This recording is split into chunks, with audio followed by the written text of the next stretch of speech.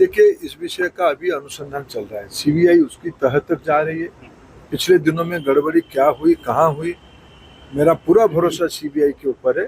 और सीबीआई को हमने अनुरोध भी किया है, जिन दोषियों को इस बार पकड़ा गया है उनके ऊपर कड़ी से कड़ी कार्रवाई सीबीआई उनकी क्रिमिनलिटी को तय करके उन पे केस करे, उनको फास्ट ट्रैक कोर्ट में स्पीडी ट्रायल किया जाए, उनको एकदम एग्जाम्पलरी दंड भी दिया जाए।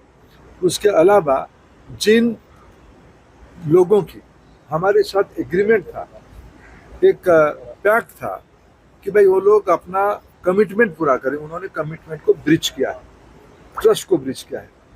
हमने एनटीए को दायित्व दिया है कि उसकी कानूनी पहल को समीक्षा करे, क्या उनके ऊपर सिविल लायबिलिटी की भी केस किया जा सकता है कि नहीं किया जा सकता है। एनटीए कानूनी सलाह कर रहा है उस विषय में भी ध्यान देने के लिए। देखो, ये जब मैंने इतने सारे विषय का कह रहा हूँ, कैबिनेट सेक्रेटरी, होम सेक्रेटरी, इतने सारे सरकार के बड़े बड़े नेतृत्व जब इन्वॉल्व है, स्वयं प्रधानमंत्री जी इसकी दायित्व लिए वो चिंता कर रहे हैं।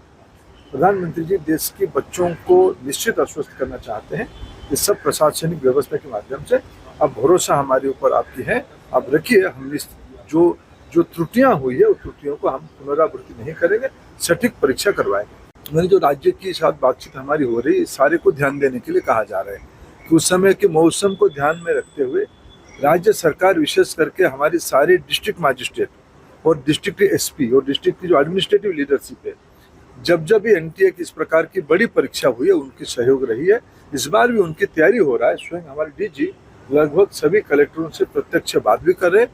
एक समय में हम राज्यों के माध्यम से, मुख्यमंत्री के माध्यम से जिस राज्य में विशेष ध्यान देने की आवश्यकता है उसको भी ध्यान दिला रहे हैं।